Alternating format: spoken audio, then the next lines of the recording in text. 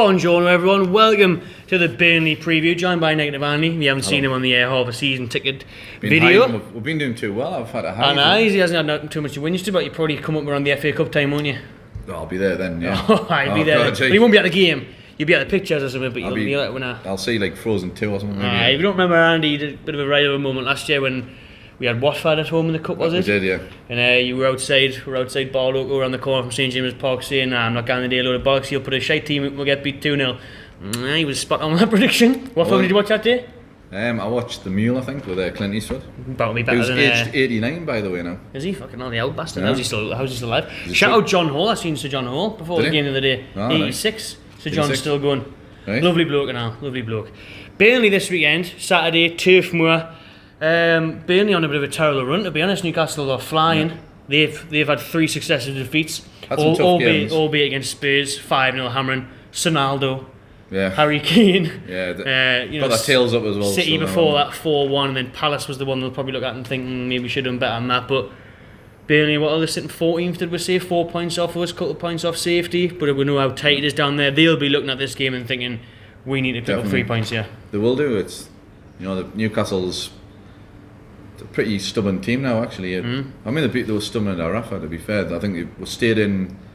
More so to be fair. Like don't misquote us there, but we stay in games. There's a couple of games early on. There was massive concern. The Norwich game where we made Norwich look like Barcelona, and the Leicester game. But since the Leicester game, you obviously kicked them up the arse. And fair play, 'cause I was calling him a care bear. That like he'd hug you if you were bad. But credit where it's due. He's obviously got a tougher exterior and interior than at face value. But you see a lot of players happy and smiling. You see a lot of them running over and celebrating with him when we score a goal. So he's obviously got a bit of a thing there. When I was on BBC Radio in the summer and Clinton Morrison was big in Steve Bruce and he said one of his best things was obviously man management.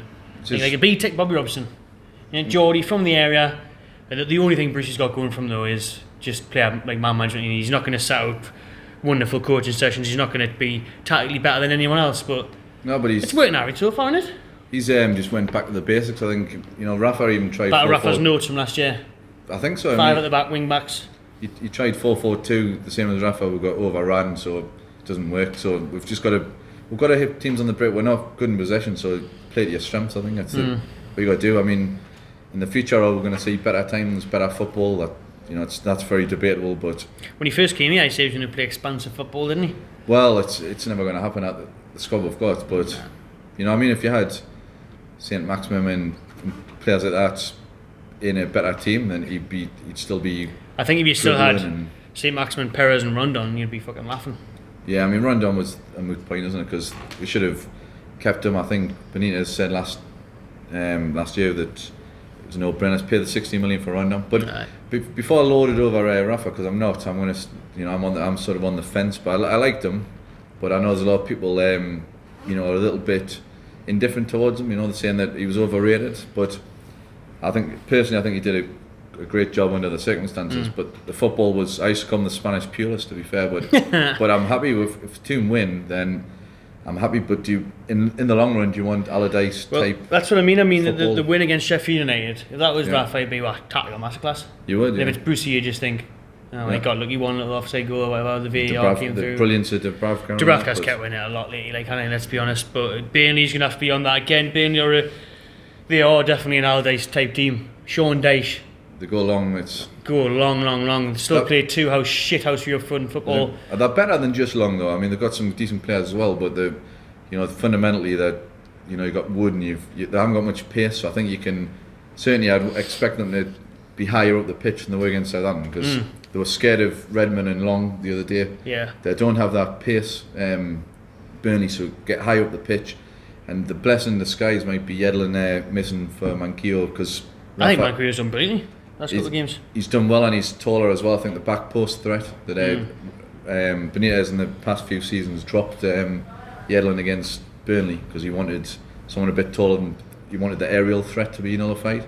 I mean, I would start Carroll as well. I think Carroll must start if he's fit. He's going to be crucial for corners. I mean, he was our best defender. At both ends. Yeah, whip them in. I'd love to see him back score. And head it clear. See him score, that would be brilliant. I fancy him to score. Honestly, I do first goal handy this weekend if he's not you, if he's fit enough, because I'll score with that big lead, I'll be a threat in the box. Joe Linton would, honestly, I don't know what's going on with him, man. We've had this, well, me and you personally, lots of discussions about Joe Linton. When people say he's terrible, he's not terrible, but he is terrible, if you know what I mean. He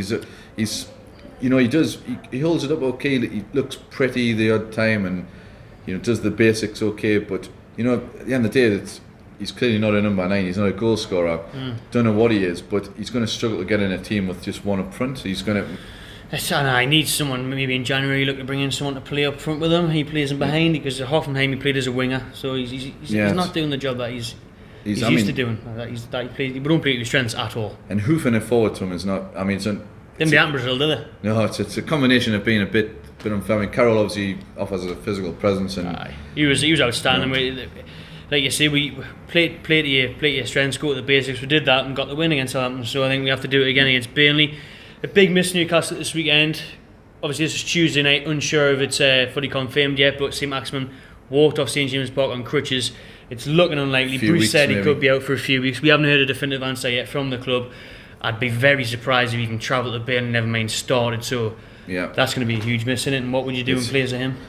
You probably just have to go Atsu or someone, but Atsu's... I'm a statistician, as you know, and statistics can be very misleading, because you look at like Almiron's record, you look at St Maximin, like 1 goal, barely an assist. One is it? One assist now. The same as Atsu. Atsu obviously got on its Spurs with Joe Linton. Yeah, but he's hardly played this season. But Atsu's scoring records. He doesn't. He's a trier, but he's got no end product, as a lot of them. He might be alright at a place like Burnley though, mightn't he? Or you could look at saying, Saint's not fit, play Joe out wide, play him in the position where he played for Hoffenheim last year, play Carroll, play Almiron. Get crosses in and just get crosses in, maybe even match up with a shithouse view of Burnley and put 2 up top, Gale and Carroll, whip the bars into the box all day long. Beat their own game, taste their own medicine, Sean Dyche, how'd you like them? Apples, eh? Yeah, now you're talking my language, like the porridge bloke, it's like lady boy. Dyche has always been with a big job at Burnley, obviously aren't doing the best at the minute. Mid-table probably where you'd expect them to be, really, but I think they're always a dangerous side though. They are, right. You can't really go off their results, because I think they've got, in Dyche, they've got someone that's got a tough metal. He's going to bollock them after the 5-0 last week. They'll be looking for a reaction, big time. They will, and we got a reaction after Leicester, so performed really well after that. So I think sometimes it takes an absolute hiding like that. You can get beat off Man City 4-1, fine, you can play well, but Tottenham are a good side, and Mourinho's obviously given them a bit. He's made Musa Sissoko score 2 goals in 2 games now. Best manager ever. He hadn't scored in 2 years. He scored 2 and 2. That's very true. So I think it's an even money game, isn't it? It's good. All results are distinctly possible, and you wouldn't be surprised whatever happens, would you? So we got a win there last year, 2-1. Remember Kieran Clark? Yeah, from a bullet header. You could see that happen again. Fernandes scored the winner at the weekend. Yep. The defenders are our strikers at the minute. Well, they've scored the most goals of defenders in the Premier League of all the teams. So, aye, that's not surprising. Can Shelvey make it 4-4? Captain Shelvey? I hope so. It's Shelvey. We'll be looking at something like that. Set pieces has been our danger. Burnley are obviously well drilled, though. Burnley, I say that will love a set piece, really, won't they? That's what's drilled into them.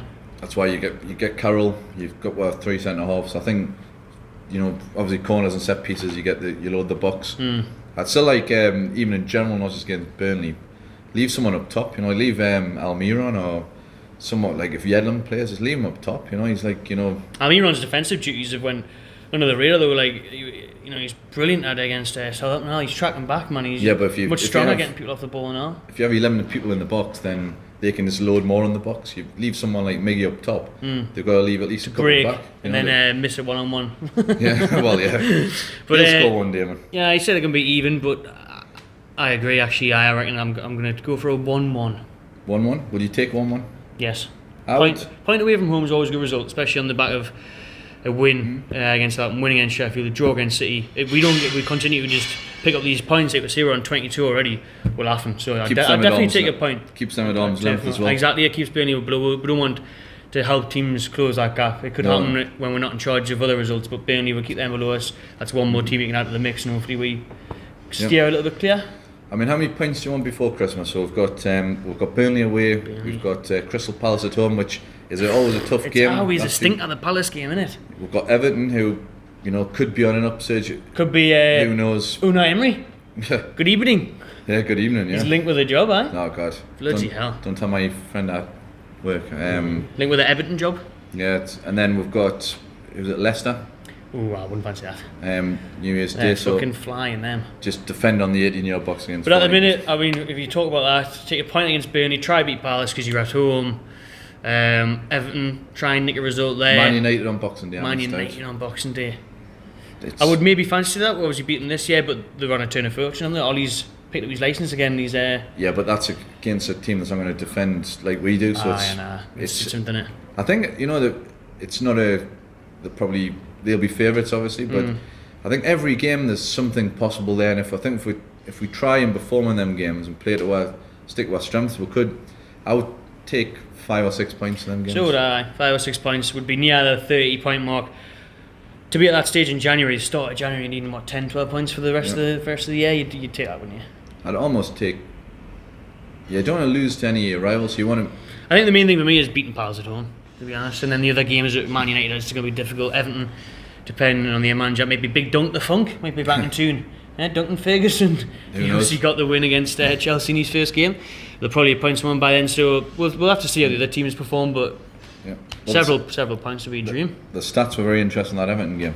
Oh. You know, the most tackles, the most running, the most elbows in the face, the most knees of the bollocks. It's different at half time. Marco Silva combing his hair and looking beautiful in the mirror, compared to Big Dunk going, what the, you know, like, he's on the sideline just doing fucking bicep curls, and he just fucking just gives you a stare and think, I'm going to run for that. Aye, otherwise he's going to stick a nut on you.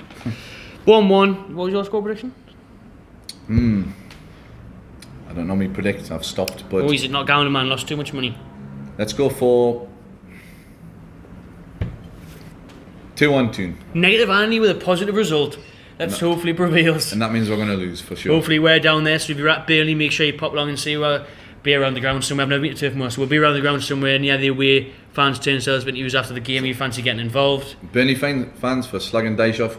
Feel free to fight him if you want. Fight us if you want. I'll capture it on camera and I'll sue you. For score predictions, all that. Subscribe to Matchday TV and enjoy yourself.